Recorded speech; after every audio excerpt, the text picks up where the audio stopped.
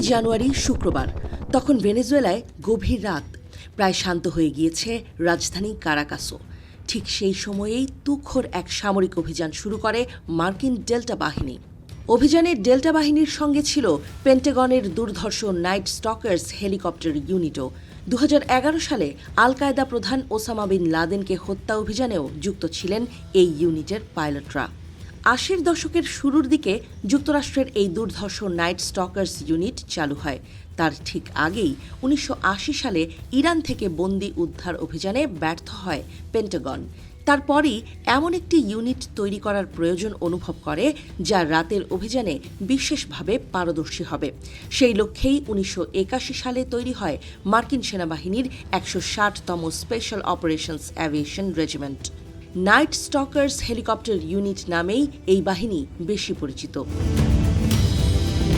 যুক্তরাষ্ট্রের বিভিন্ন গুরুত্বপূর্ণ অভিযানে আকাশপথে সাহায্য করাই এই বাহিনীর মূল কাজ।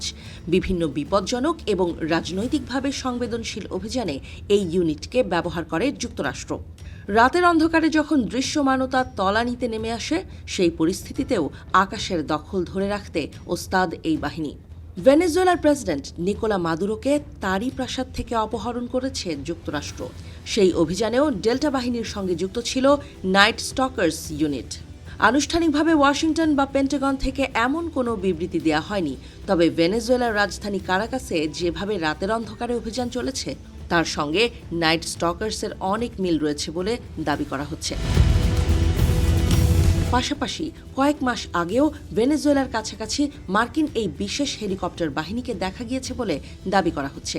গত অক্টোবরে ওয়াশিংটন পোস্ট দাবি করেছিল ক্যারিবিয়ান সাগরে মহড়া দিচ্ছে নাইট স্টকার্স বাহিনীর হেলিকপ্টার।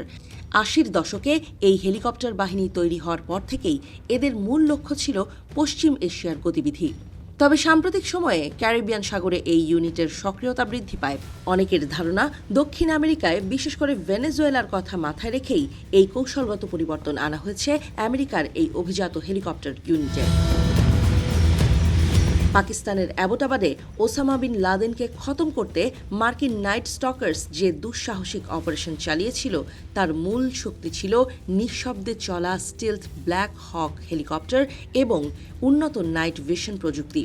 রাডার ফাঁকি দিয়ে মাঝরাতে পাহাড় ঘেরা উপত্যকায় নেমে আসা এবং নিখুঁত নিশানায় টার্গেট ধ্বংস করাই তাদের প্রধান রণকৌশল।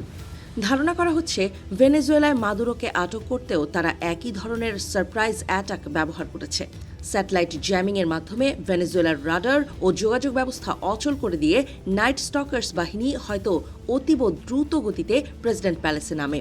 কোনো রক্তক্ষয়ী সংঘর্ষের সুযোগ না দিয়েই অত্যাধুনিক সেন্সর ও থার্মাল ইমেজিং ব্যবহার করে মাদুরোর সঠিক অবস্থান শনাক্ত করা হয়।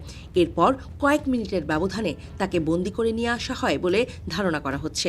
এই রহস্যময় এবং নিখুঁত অপারেশন প্রমাণ করে যে মার্কিন নাইট স্টকার্স বাহিনীর কাছে যে কোনো দেশের সুরক্ষা দেয়াল কতটা ভঙ্গুর।